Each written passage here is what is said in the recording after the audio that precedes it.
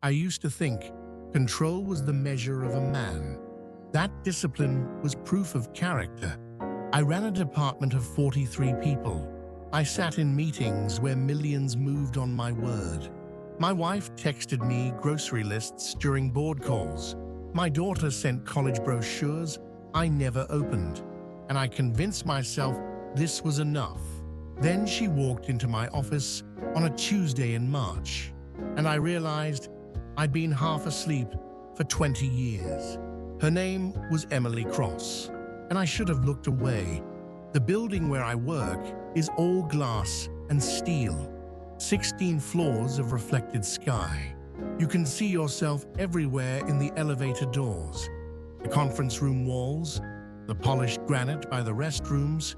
It's designed to make you feel transparent, accountable. I liked that once. She arrived during the morning rush. I was in my office reviewing quarter-end projections when Janet from HR knocked twice and stepped in without waiting for an answer. That's how you know someone's worked there too long. They forget doors still mean something. Your new analyst, Janet said. Emily Cross, Stanford MBA, 3 years at Deloitte. She's sharp. I looked up. Emily stood in the doorway, holding a leather portfolio against her chest, like a shield. Mid-30s, I guessed. Dark hair pulled back tight. Navy blazer, white blouse, no jewelry except a watch. She didn't smile the way people usually do on their first day. That nervous, eager-to-please grin. She just met my eyes and waited. "David Hale," I said, standing. "Welcome to the team." Her handshake was firm. Professional. Her palm was cool. Thank you, Mr. Hale. "David's fine." She nodded once. "David." Janet left us there. The door clicked shut, and for a moment, neither of us moved. I gestured toward the chair across from my desk. "Have a seat. Let's talk about what you'll be working on." She sat, crossed her legs at the ankle, opened her portfolio, and pulled out a pen. One of those expensive ones, matte black, no clip. I noticed because my father carried the same kind. I've reviewed the department structure, she said. I understand you're focused on operational efficiency and cost modeling for the satellite divisions. That's right. And I'll be supporting the senior analysts on forecasting? Initially, but if you're as sharp as Janet says, you'll move faster than that. She looked at me then, really looked, not flirting, not deferring, just assessing. I prefer to prove myself, she said. I liked that. We talked for 20 minutes. She asked good questions, the kind that showed she'd already read, more than the onboarding materials. She referenced a white paper I'd published 3 years ago on margin compression in telecoms. Most people didn't know I'd written it. When she left, the room felt quieter than it should have. The first 2 weeks were unremarkable.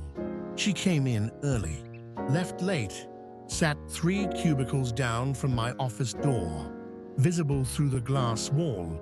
If I leaned back in my chair, I didn't lean back often, but sometimes I did. I noticed small things.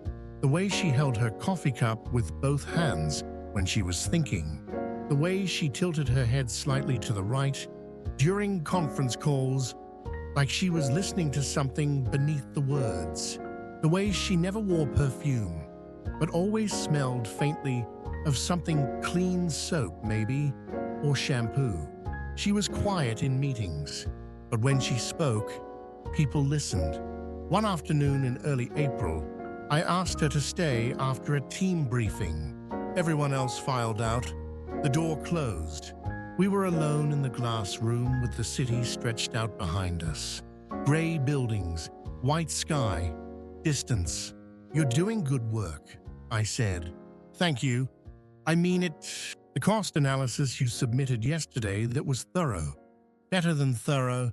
She didn't blush, didn't deflect, just held my gaze. I want to understand how things really work here, she said. Not just the spreadsheets. What do you mean? She glanced toward the door, then back at me. I mean, people here seem afraid to say what they actually think. They defer, they hedge, they wait for you to speak first. That's corporate culture. Maybe, but it's inefficient. I almost smiled. You're not wrong, So why tolerate it? because changing it would mean challenging people who don't want to be challenged. And that takes energy. And you're tired. It wasn't a question. It was an observation. And it landed like something cold against my ribs. I looked at her for a long moment. She didn't look away. Yes, I said quietly. I'm tired. She nodded. Then she stood, smoothed her skirt, and walked to the door. Before she left, she turned back. For what it's worth, She said. I don't think you should be. After that, things shifted. Not dramatically, not visibly, but something had been said out loud that shouldn't have been. And now we both knew it. She started bringing me coffee in the mornings. Not every day, just sometimes. Always black, no sugar the way I drank it. I never asked how she knew. I started staying later. Told myself it was the workload. The board presentation in June. The audit prep. But the truth was simpler and worse. I wanted to see her when the office was empty. There's something about a building after hours. The fluorescent hum, the cleaners moving through with vacuums and trash bags. The way voices carry differently when there's no one else to hear them. One Thursday in late April, I was alone in my office at 8:30 p.m. The floor was dark, except for my light and one other. Hers. I walked over. She was leaning over her desk, marking up a printed report with a red pen. Her blazer was draped over the back of her chair. Her sleeves were rolled to her elbows. You're still here, I said. She looked up. So are you. I have an excuse. I'm old and divorced from anything resembling a personal life. She smiled, just barely. What makes you think I'm any different? You're young. You should be out somewhere. I'm 34, and I don't like bars. I leaned against the cubicle wall. What do you like? She set down her pen, looked at me with that same steady gaze. Honest conversations, good coffee, work that matters. In that order? Usually. We stood there in the half-dark. The building made settling sounds around us, the tick of cooling metal, the distant groan of the elevator shaft. Do you ever feel like you're performing? She asked. What do you mean? Like you're playing the role of your own life. But you're not really in it. I didn't answer right away, because the answer was yes, and saying it felt dangerous. Sometimes, I said. She nodded, picked up her pen again. I left her there, went home to my empty house, sat in my kitchen with a glass of bourbon I didn't finish. And I knew I was already in trouble. May came with heat and longer days. The office stayed bright until 7. The air conditioning hummed constantly. People started dressing lighter short sleeves, open collars, skirts instead of slacks. Emily wore the same thing every day. Tailored pants, blouses in white or pale blue, low heels. She didn't follow trends. She didn't seem to care what anyone thought. I found that unbearably attractive. We started having lunch together. Not every day. Once a week, maybe twice. Always in the building cafeteria. Always in view of others. We talked about work. About market trends. About books we'd both read. She liked Didion and Carver. I liked Roth and McCarthy. We disagreed about nearly everything. And neither of us minded.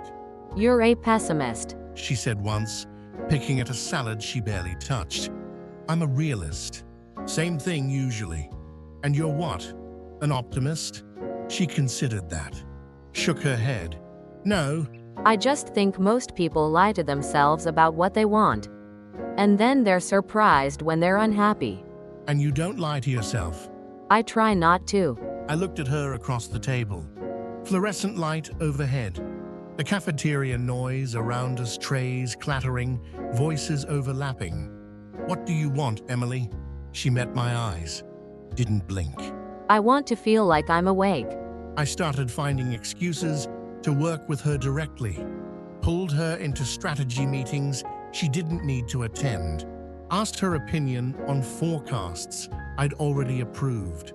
Kept her late to review presentations that didn't require a second set of eyes. She never questioned it. We were good together. That was the dangerous part. Her instincts matched mine. Her logic was sharp but flexible. When we built models together, we barely had to speak. Just passed the laptop back and forth, finishing each other's formulas. People noticed. "You're mentoring her pretty closely," Janet said one afternoon, standing in my doorway with her arms crossed. "She's talented. Worth the investment." I'm sure she is. There was something in her tone, a warning maybe, or just an observation. I didn't ask which. In early June, we had a client dinner downtown, one of our pharmaceutical accounts. Big contract up for renewal. I brought Emily because she'd done the cost analysis. She wore a black dress, simple, high-necked, no ornamentation. I'd never seen her in anything but work clothes. She looked different, softer, dangerous. The dinner went well. The client liked her precision, her confidence. Afterward, we stood on the sidewalk outside the restaurant, while the valet brought the cars around. "You were good in there," I said. Thank you. "I mean it. You made me look smart," she smiled. You are smart. The valet pulled up with my car. I hesitated. "Can I give you a ride home?" She looked at me. The streetlights caught her face in pieces, her eyes, her mouth, the shadow beneath her jaw. That's probably not a good idea. She said. "Probably not." We stood there. Cars passed. Somewhere a siren wailed and faded. But I'd like you to. She said quietly. So I did. The drive was silent at first. She lived in a neighborhood I didn't know, narrow streets, brick townhouses, trees older than the buildings. She directed me in short, quiet sentences. "Left here, 2 more blocks. This one," I pulled over, killed the engine. We sat in the dark with the streetlights filtering through the windshield. David. "Yeah." She turned toward me. Her face was serious, almost sad. We should be careful. "I know." I don't want to be the woman people talk about. "You won't be. And I don't want you to be the man who..." She trailed off. I finished it for her. "Who what?" "Who risks everything for something that can't go anywhere?" "Yes." I looked at her. She was 6 inches away. I could smell that clean scent again. Soap and warmth and something else I couldn't name. "I'm already that man," I said. She held my gaze. Then she leaned forward and kissed me. It lasted 3 seconds, maybe 4. Her hand touched my jaw. Her lips were soft and brief and devastating. Then she pulled back, opened the door, got out. Good night, David. The door closed. She walked up the steps to her building and disappeared inside. I sat in my car for 20 minutes, hands on the wheel, engine off, breathing like I'd just sprinted up a flight of stairs. The next day, we didn't speak. She stayed in her cubicle. I stayed in my office. We passed each other once in the hallway, and she looked through me like I was glass. By noon, I couldn't take it anymore. I sent her an email. "Can we talk?" She replied 5 minutes later. Not here. After. We met in the parking garage at 6:30. The place was nearly empty. Concrete pillars and oil stains and the smell of exhaust.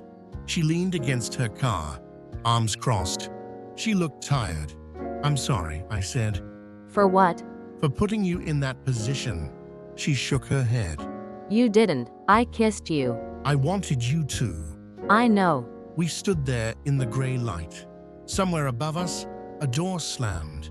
Footsteps echoed and faded. I'm married, I said. Separated but married.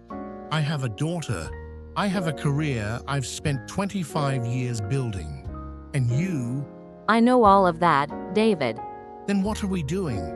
She looked at me. Her eyes were wet, but she wasn't crying. I don't know, She said.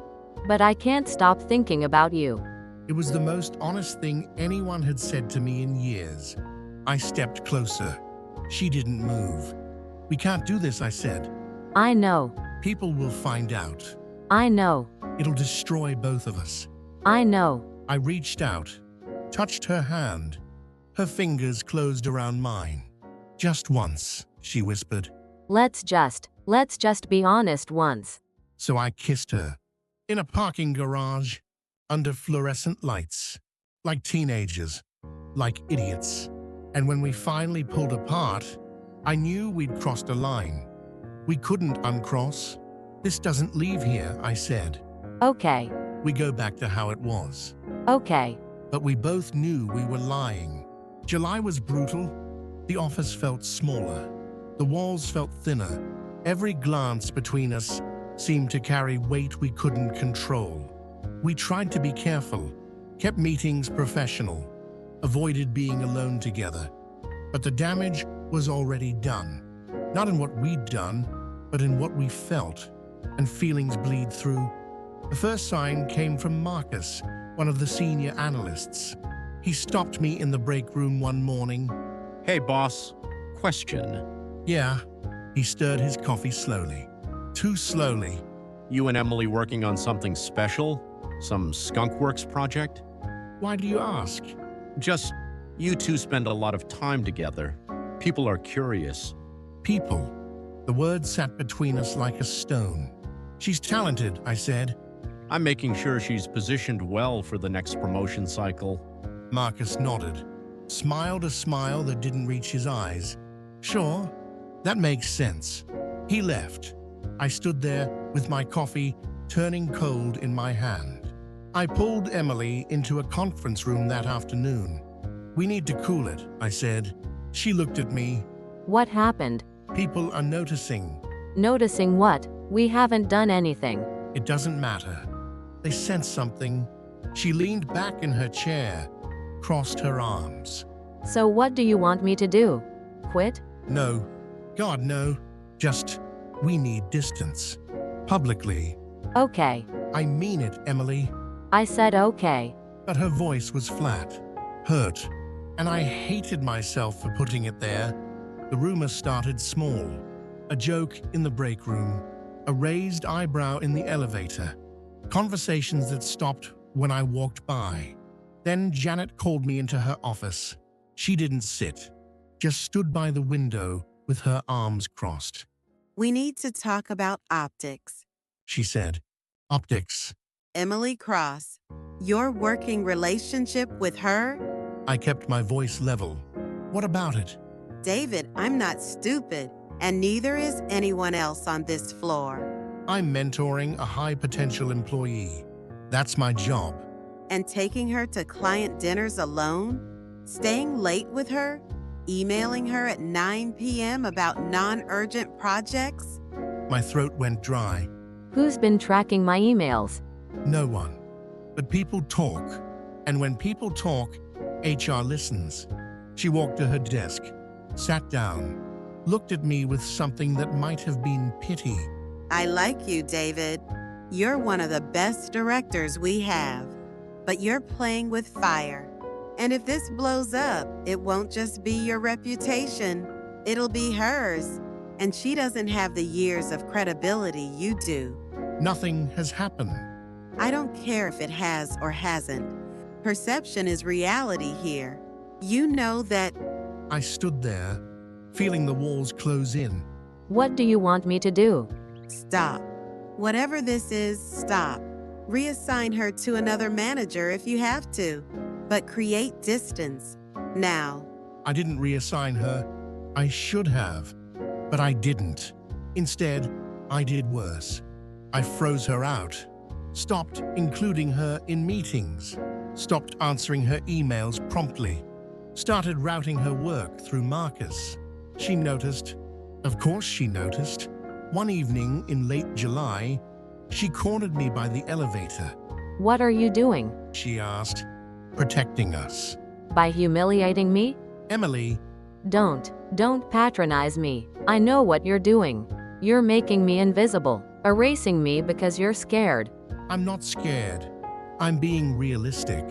She laughed, a bitter, broken sound. You told me once you were tired of performing. But that's all you're doing. You're performing control, performing professionalism, performing like you don't care. I do care. Then stop treating me like a mistake you need to hide. The elevator doors opened. She stepped inside. I didn't follow. She looked at me as the doors closed. I thought you were different, David. August was worse. She stopped coming in early, stopped staying late, sat at her desk with headphones on, eyes down, shutting out the world. I wanted to talk to her, wanted to fix it, but I didn't know how. Then, on a Thursday afternoon, she submitted her resignation. I found out from Janet, not from Emily. I went to her cubicle. She was packing a box, photos, a mug, a plant that had somehow survived 3 months under fluorescent lights.